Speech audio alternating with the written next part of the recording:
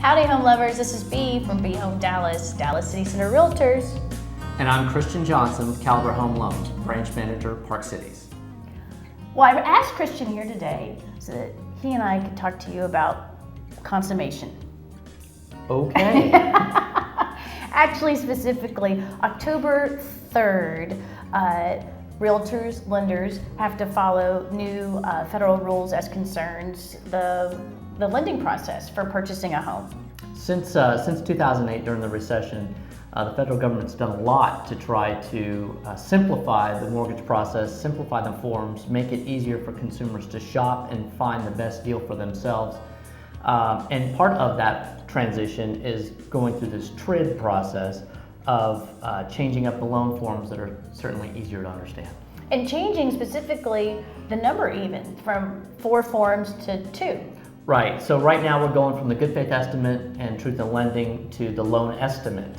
And the loan estimate has a lot more information on it. It's certainly a lot clearer to understand, and it sets the expectations of the homeowner, the future homeowner, a lot clearer than prior forms. And is the idea behind the LE, the loan estimate, to help to enable buyers or borrowers to better compare apples to apples, lenders to lenders? Absolutely. So when they're talking from lender A to lender B, the spirit of the documents are for them to be able to review these and quickly find the best deal for themselves in comparison to other lenders. Because it can be overwhelming sometimes. Absolutely. And let's talk about the second form, the closing disclosure. The CD. closing disclosure is a mirror of the loan estimate. I mean, they look almost exactly the same. Okay. The closing disclosure, again, is super easy and to understand.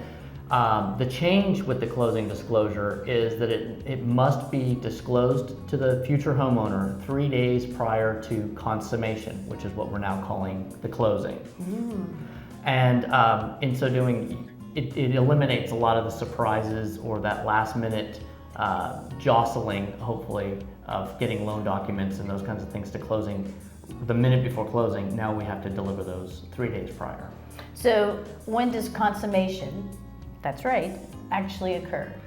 Consummation occurs when basically the seller's now taken out of the picture and the buyer and the lender have established their relationship in a formal manner, in the sense that the buyer then is now obligated to that mortgage loan and has possession of the home. So that would be the consummation. So when I, the realtor, hand buyer the keys? That would be that day.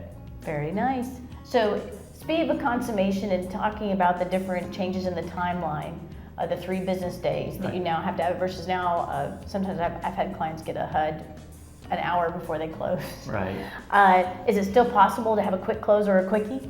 It's absolutely still possible to have a quickie. I know it seems a little overwhelming, and it seems like there's a radical change in all the documents that we have to prepare and adding these 3 days.